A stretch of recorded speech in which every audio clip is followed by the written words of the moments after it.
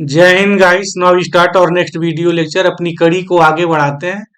Again हम एक important मुद्दे की बात करने जा रहे हैं। जैसे सबको पता है कि जो हमारा CUT PG जो होने जा रहा है,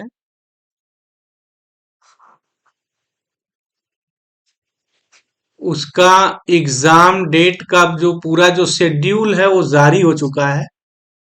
बेसिकली मैं हम मैथ की बात करने जा रहा हूँ कि जो लोग CUT PG master degree math के कोर्स में प्रवेश लेना चाहते हैं, देश की जो सेंट्रल यूनिवर्सिटीज है और जो बेस्ट यूनिवर्सिटीज है उसमें, उनके लिए हम बात करने जा रहे हैं कि लास्ट जो 15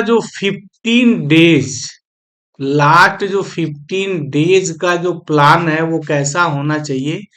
इस दिन वो क्या पढ़े, मतलब कि इस 15 दिन में उन्हें क्या चीज पढ़ना चाहिए कि वो मैक्सिमम मार्क गेम्स कर सकें, यानी बाजी को पलट सकें। इस मुद्दे पर ही हम बात करने जा रहे हैं। तो इस वीडियो को बड़ा सीरियसली वॉच करिएगा। और अभी तक हमारे चैनल को आपने सब्सक्राइब नहीं किया है तो प्लीज इसको सब्सक्राइब करिए और ज्यादा से ज्यादा इसे शेयर करिए। और हम एक पूरी सीरीज ही चला रहे हैं और सीरीज के दौरान भी इस 15 दिन में हम प्रयास करेंगे कि आप की जो इसमें सफलता है मास्टर डिग्री प्रोग्राम में आपकी हो जाए। तो नाउ लेट अस स्टार्ट। देखिए, स्ट्रेटजी की बात करने जा रहे हैं कि जो मास्टर प्लान हमारा 15 डेज का है वो क्या होना चाहिए। तो पहले थोड़ा एक हम सिलेबस पे आ जाएं, क्योंकि बिना इसके नॉलेज के सारी चीजें अधूरी हैं। आपको भी अगर ध्यान से भूल गया है तो मैं यहाँ वो सब मुद्दे की बात अब करने जा रहा हूँ। यहाँ क्या है कि 75 जो है क्वेश्चंस आपको करने हैं, ये सबको पता है। अभी 75 क्वेश्चंस में कैसे हैं, all question will be based on, ये यहाँ मेन बात कही है इस बार, कि सब्जेक्ट स्पेसिफिक नॉलेज को वो टेस्ट करेंगे। यानी डिफिनिटली उस साल जो पेपर हुआ है, इस साल पेपर का पैटर्न बदल जाएगा। अगर ये आपको नॉलेज नहीं है तो अभी आप नॉलेज रख लीजिए। आप एग्जाम के दिन आप जो मैं बोल रहा हूं डिफिनेटली वैसा ही चीज आने जा रही है, वैसे ही क्वेश्चन आने जा रहे हैं। क्योंकि यहाँ क्लियर कट बात लिख दी गई है कि सीधे लिखा गया है कि स्पेसिफिक नॉलेज वो टेस्ट करेंगे और एक नहीं पूरे क्वेश्चंस होंगे। और बाकी सब चीजें आप समझ ही रहे हैं। नेक्स्ट बात हम जरा इनके सिलेबस पे आ जाएं।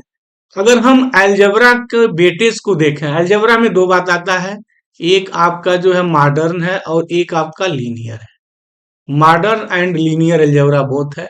और यहां से यहां तक उसका आपका सिलेबस है। अब इस मॉडर्न अलजेब्रा में दो बातें आती हैं। एक अलजेब्रा का पार्ट ग्रुप थ्योरी की आती है, प्लस रिंग थ्योरी की बात आती है, प्लस फील्ड की बात आती है। और अपने आप में बहुत ही वास्ट टॉपिक है। इनको पूरा तैयार करना इतना आसान नहीं है। वैसे बहुत जगह फील्ड पढ़ाया नहीं जाता है, कम ही पढ़ाया जाता है। रिंग थ्योरी भी बहुत जबरदस्त नहीं है, लेकिन कुल मिला जुला करके ग्रुप अच्छा खासा है तो ग्रुप से ज्यादा क्वेश्चंस बनेंगे, ये पक्का मान के चलिए। एक स्ट्रेटजी बना लीजिए। रिंग से उसके कंपैरिजन में कम बनेंगे, फील्ड से 1 और 2 क्वेश्चंस आने जा रहे हैं, ये बात आप ध्यान में बना लीजिए।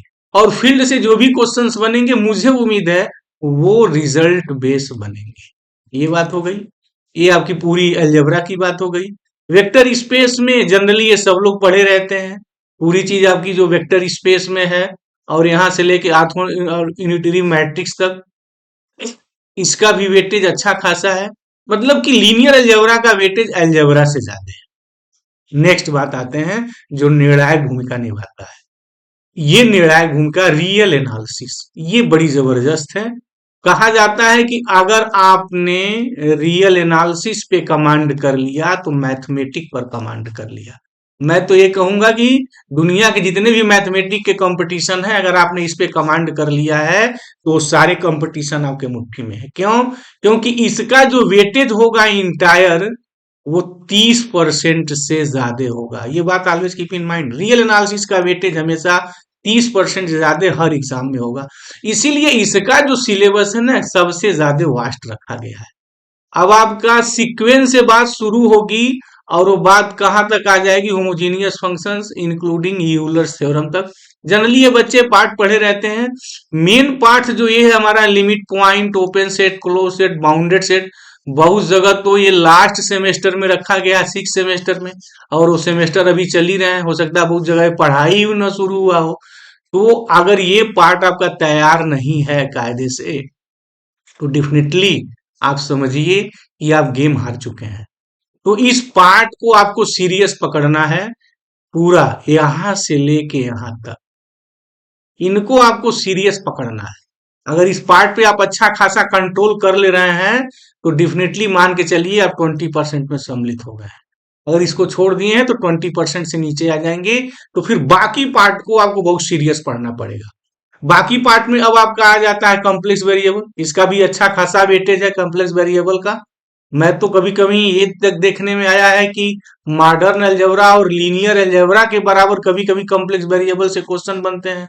और दुर्भाग्य की बात है कि हमारा जो सेमेस्टर प्रणाली है, बहुत सेमेस्टर प्रणाली में 6 सेमेस्टर में कॉम्प्लेक्स वेरिएबल रखा गया है, और उसका भी क्लास शुरू नहीं हुआ है, और 20 दिन बाद जो है आपका एग्जाम शुरू होने जा रहा है। तो ये आपके लिए थोड़ा टफ पोर्शन है। बहरहाल बट हम इसका भी जो अपनी मैं सीरीज चला रहा हूँ, उस सीरीज में हम कॉम्प्लेक्स एनालिसिस को भी पूरा उसको उस सीरीज में हम इसकी भी पूरी जगह देंगे। और इसके जो टेक्निकल क्वेश्चंस हैं, जिन क्वेश्चनों को आने की संभावना बहुत ज्यादा है, उस हम सीरीज में पूरा उसको सॉल्व करेंगे with result, chart, trick and tips. क्योंकि इसमें chart, tricks and tips important होगा, क्योंकि 72 क्वेश्चन करने हैं, टाइम बहुत कम है। उसके अकॉर्डिंग अपनी तैयारी को तय करना है। और जो हम वीडियो लेक्चर्स बना रहे हैं ऑलरेडी, उसमें उन सब चीजों का हम डिस्कस ही कर रहे हैं। दूसरी बात है इंटीग्रल कैलकुलस, सब लोग BSc first year second year में ही ऑलरेडी पढ़े हैं। ये डिफरेंशियल इक्वेशंस भी पढ़े हैं, पार्ट इजी है। ये पार्ट छूटने नहीं चाहिए, ये और ये, क्योंकि ये दोनों पार्ट्स जो है, ये लगभग मैथमेटिक्स के जितने भी हायर लेवल के कंपटीशन है, इसमें ये दोनों पार्ट जो है इजी आते हैं। वेक्टर कैलकुलस है, ये भी इससे भी पार्ट इजी बनता है। तो और लीनियर प्रोग्रामिंग भी अगर हम सम्मिलित कर लें एलपीपी को, तो इससे भी क्वेश्चन इजी बनता है। तो जो हमारा कहने का हमारा मतलब क्या है कि ये जो पार्ट आप देख रहे हैं, डिफरेंशियल इक्वेशन से लेके पूरा लीनियर प्रोग्रामिंग तक, ये हम इसे इजी पार्ट में सम्मिलित करते हैं। ये पार्ट आपसे छूटना नहीं चाहिए। बहरहाल बहुत जगह देखने में आ रहा है कि एलपीपी जो है ना, वो लास्ट सेमेस्टर में रखी गई है और बच्चे नहीं पढ़ पाए। तो कोई बात नहीं है, उसको आप बहुत सारे माध्यम है, आप पढ़ सकते हैं। आप इसको 10 डेज में तैयारी ठीक ठाक कर सकते हैं। सीयूटी स्तर पे जो क्वेश्चन एलपीपी के आते हैं वो आपको मिल जाएंगे, आप कर सकते हैं। आपको बेसिकली जो फोकस करना है, क्योंकि अगर आपको कंपटीशन में आना है, देखिए मेन बात यह है ना कि कंपटीशन में आपको आना है। अच्छी यूनिवर्सिटी में अगर आप सिलेक्शन चाह रहे हैं, तो कॉम्प्लेक्स वेरिएबल और रियल एनालिसिस पे आपको कमांड करना होगा। अगर आप रियल एनालिसिस और कॉम्प्लेक्स वेरिएबल पे अगर आप कमांड नहीं कर पा रहे हैं, तो फिर आप अच्छी यूनिवर्सिटी में जो आप सपना जाने का देख रहे हैं, सॉरी टू से दैट, आपको छोड़ना पड़ेगा। क्योंकि रियल और कॉम्प्लेक्स ही तय करेगा कि आपका एडमिशन अच्छे जगह होगा या नहीं। तो अब मैं जो सीरीज चलाने जा रहा हूं, उसमें रियल एनालिसिस और कॉम्प्लेक्स वेरिएबल पे ज्यादा से ज्यादा फोकस करेंगे। क्योंकि group theory, ring theory, field theory, linear algebra, वो पार्ट थोड़े इजी हैं, जनरली बच्चे कर लेते हैं।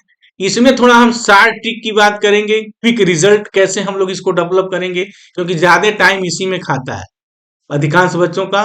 और मेजर पार्ट रियल एनालिसिस और हमारा कॉम्प्लेक्स वेरिएबल से है। इसको आपको करना है, नहीं छोड़ना है। तो जो आपका मास्टर प्लान है, उस मास्टर प्लान में रियल एनालिसिस और कॉम्प्लेक्स को पूरा चाट जाने का प्रयास करिए। जितना ज्यादा आप कायदे से चाटेंगे, आप समझ जाइए कंपटीशन की दुनिया में उतने आप सफलता के काफी करीब पहुंचेंगे। तो अपने वीडियो लेक्चर्स को हम यही समाप्त करते हैं।